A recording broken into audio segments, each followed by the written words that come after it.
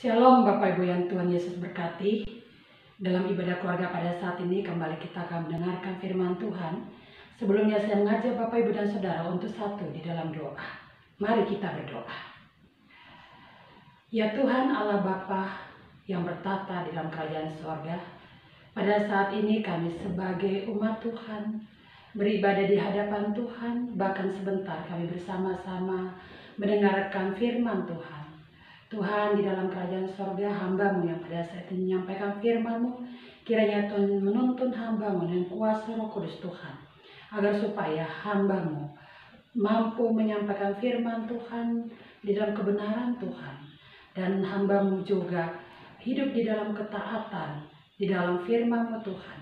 Begitu juga dengan umat Tuhan yang mendengarkan, agar supaya firman yang mereka terima dari Tuhan melalui hamba-Mu itu dapat membuat mereka hidup di dalam ketaatan.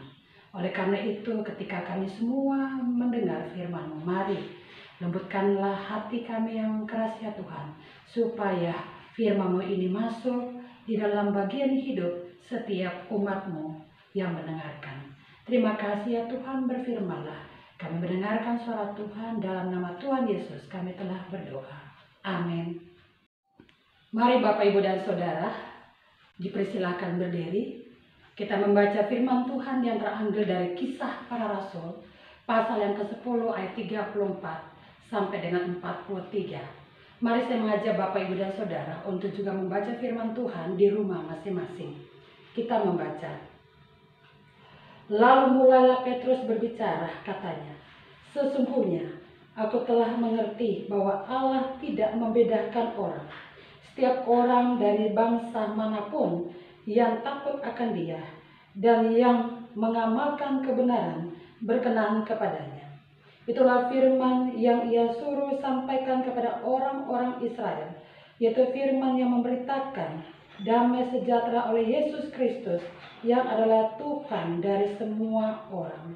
Kamu tahu tentang segala sesuatu yang terjadi di seluruh tanah Yudea, mulai dari Galilea, sesudah baptisan yang diberitakan oleh Yohanes, yaitu tentang Yesus dari Nazaret, bagaimana Allah mengurapi Dia dengan Roh Kudus dan kuat kuasa. Dia yang berjalan berkeliling sambil berbuat baik dan menyembuhkan semua orang yang dikuasai iblis, sebab Allah menyertai Dia. Dan kami adalah saksi dari segala sesuatu yang diperbuatnya di tanah Yudea maupun di Yerusalem. Dan mereka telah membunuh Dia dan menggantung Dia pada kayu salib.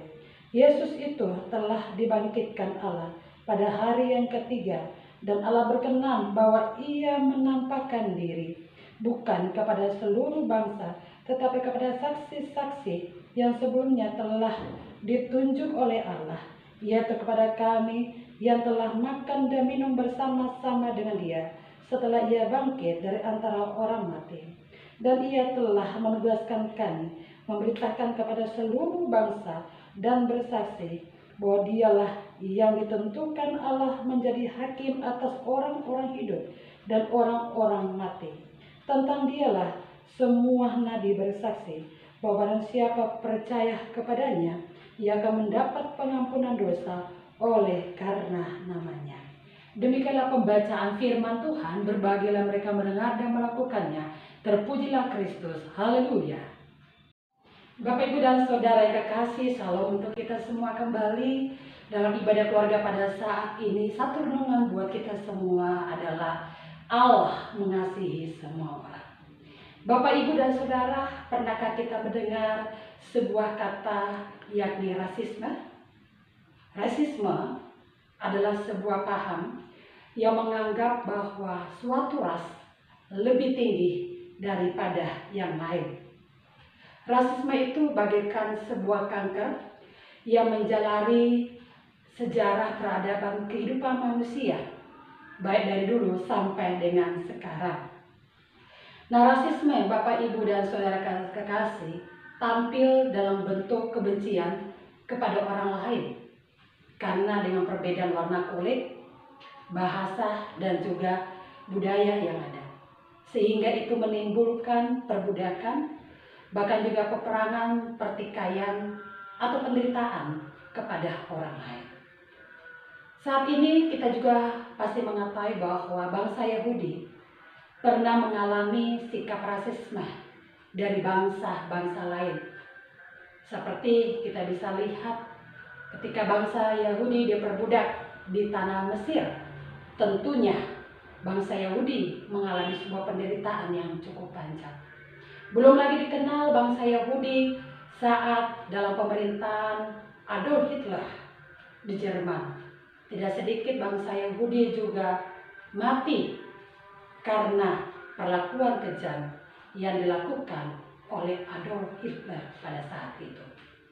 Namun Bapak, Ibu, dan Saudara kekasih, bangsa Yahudi tidak hanya menghadapi sikap rasisme dari orang lain atau dari bangsa lain, tetapi bangsa Yahudi pernah juga bersikap rasisme kepada bangsa-bangsa lain. Apakah itu Bapak, Ibu, dan Saudara? Ya, terkait tentang status mereka sebagai umat pilihan Allah. Kita tahu bersama Bapak, Ibu, dan Saudara bahwa bangsa Yahudi atau bangsa Israel dikenal sebagai umat atau bangsa pilihan Allah. Mereka menganggap bahwa hak mereka sebagai status umat pilihan Allah itu sangat istimewa. Dan menurut mereka, dalam status yang istimewa, keselamatan yang mereka terima dari Allah di dalam Yesus Kristus itu menjadi hak milik mereka dan bukan menjadi milik bagi bangsa-bangsa lain. Nah, ini yang harus kita mengerti, yang harus kita pahami bersama. Bangsa Yahudi lupa saat Tuhan Allah memberikan hak istimewa sebagai umat pilihan Allah.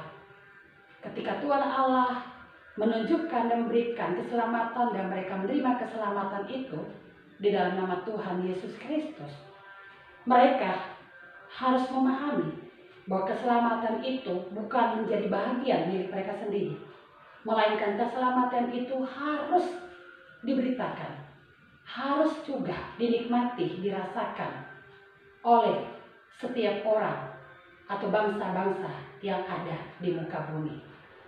Bapak, Ibu, dan Saudara, inilah yang menghantar kepada kita terkait dengan perikop pembacaan kita yang tadi mengangkat sebuah judul renungan, Allah mengasihi semua orang. Nah, apa yang terjadi di dalam pembacaan kita pada saat ini dalam Kisah Para Rasul pasal 10 ayat 34 sampai 43. Untuk mengetahui kisah tersebut, tentunya saya mengajak Bapak, Ibu, dan Saudara untuk membaca keseluruhan teks dan Kisah Para Rasul, mulai dari ayat pertama sampai di dalam ayat yang terakhir. Di dalam ayat pertama di atas di sana sudah disampaikan judulnya Petrus dan juga Kornelius. Singkat ceritanya, di sana sampaikan bahwa ada seorang Kornelius, ada seorang yang bernama Kornelius. Dia adalah perwira pasukan Italia yang ada. Dikatakan bahwa Kornelius ini hidupnya saleh. Dia takut kepada Tuhan, rajin berdoa, bahkan dia memberikan bantuan sedekah kepada bangsa Yahudi. Namun, Bapak, Ibu, dan Saudara, di dalam diri Kornelius, walaupun dikatakan dia saleh, rajin berdoa, dan memberikan sedekah kepada bangsa Yahudi, saudara-saudaranya yang ada, ini mau dikatakan bahwa ada masih kekurangan di dalam dirinya. Apa kekurangan itu? Kekurangan adalah dia belum pernah mendengar berita keselamatan yang dibawa oleh Allah lewat Yesus Kristus. Nah, itulah sebabnya Kornelius menyuruh ketiga orang untuk menjumpai atau menjemput Petrus yang disebut sebagai Simon di Yope, karena dia juga mendengar bahwa Petrus juga memberitakan Injil tentang keselamatan Yesus Kristus.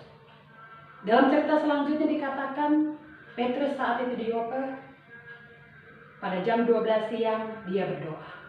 Saat dia berdoa, Bapak, Ibu, dan Saudara, di situ dikatakan rohnya diliputi oleh kuasa ilahi.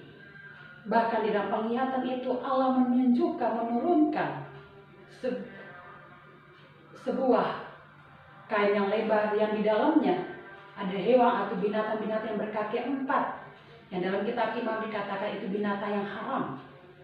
Dan dalam penglihatan itu Petrus melihat bahwa ini sesuatu yang haram. Tetapi apa kata Tuhan kepadanya? Bahwa apa yang dihalalkan oleh Allah tidak boleh diharamkan oleh manusia. Petrus berpikir, apa maksud dari penglihatan itu? Nah, setelah dia mendapatkan penglihatan itu, Tuhan katakan, ada 3 orang datang menjemput engkau, utusan Kornelius. Dan ketika dia turun dan mengikuti 3 orang tersebut untuk menjumpai Kornelius. Kornelius yang pada saat itu mengundang saudara-saudaranya, mengundang sahabat-sahabatnya berkumpul di dalam sebuah rumahnya. Mereka berkumpul untuk menantikan kedatangan Petrus dan supaya Petrus bisa menyampaikan firman Tuhan kepada mereka. Dan kita lihat di dalam ayat yang menjadi perikop pembacaan kita tadi, dalam ayat 34 sampai dalam 43. Saya mengajak kembali kepada kita ayat 34 sampai 45. Lalu mulailah Petrus berbicara, katanya, sesungguhnya aku telah mengerti bahwa Allah tidak membedakan orang. Setiap orang dari bangsa manapun yang takut akan Dia dan yang mengamalkan kebenaran berkenan kepadanya.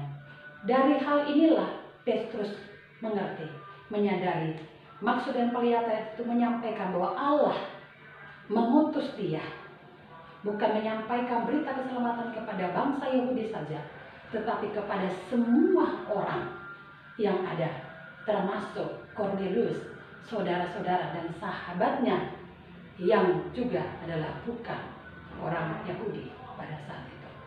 Bapak, Ibu, dan saudara yang kekasih dalam nama Yesus Kristus, dari hal ini menyampaikan kepada kita bahwa Petrus menyampaikan kepada mereka bahwa keselamatan itu bukan milik orang Yahudi, tetapi milik semua orang. Petrus membuktikan hal itu lewat dirinya sendiri.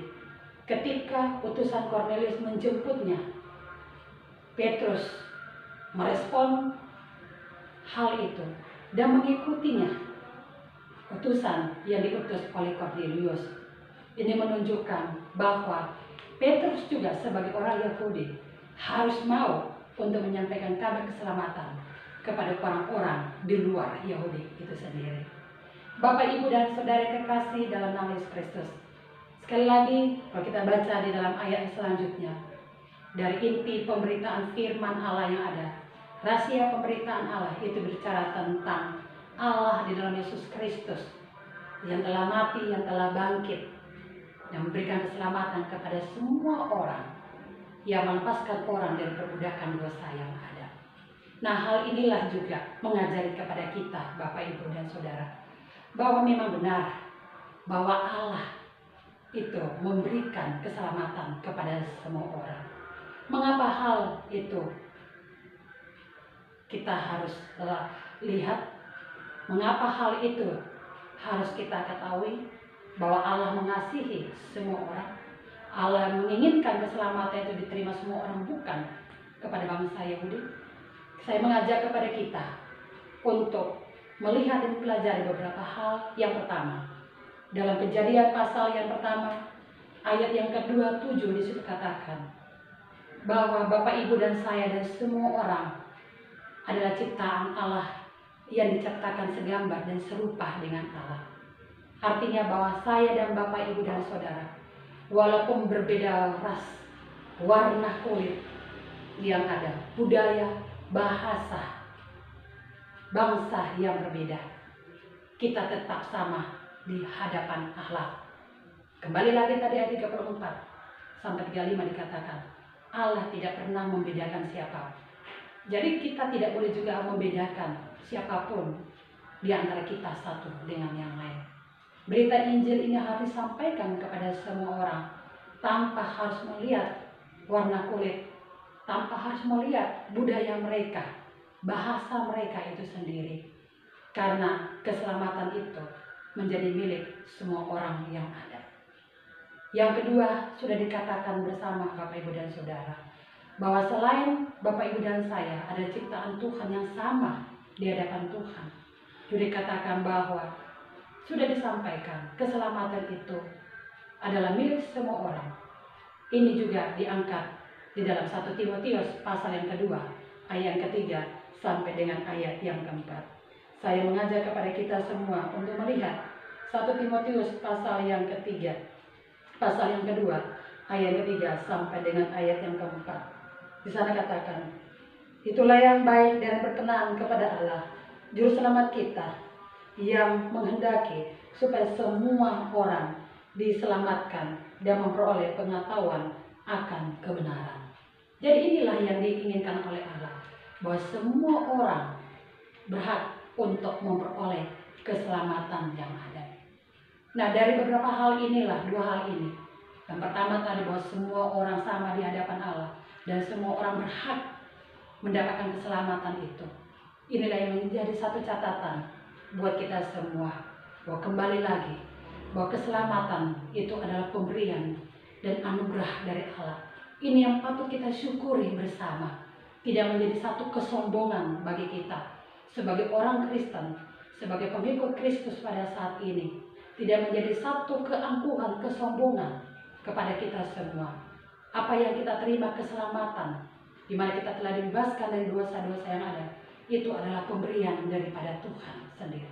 Yang kedua, ketika kita sudah mendapatkan keselamatan, jangan lupa bahwa kembali lagi selalu diingatkan, ada tugas dan tanggung jawab yang harus kita lakukan, yaitu untuk menyelamatkan mereka dengan memberitakan firman Allah, yakni tentang Yesus Kristus. Bapak, Ibu, Saudara yang kekasih dalam nama Yesus Kristus, mari kita bisa melihat bahwa di dalam kehidupan ini masih banyak orang yang belum mengenal, yang belum mendengar berita firman Tuhan tentang Injil Yesus Kristus.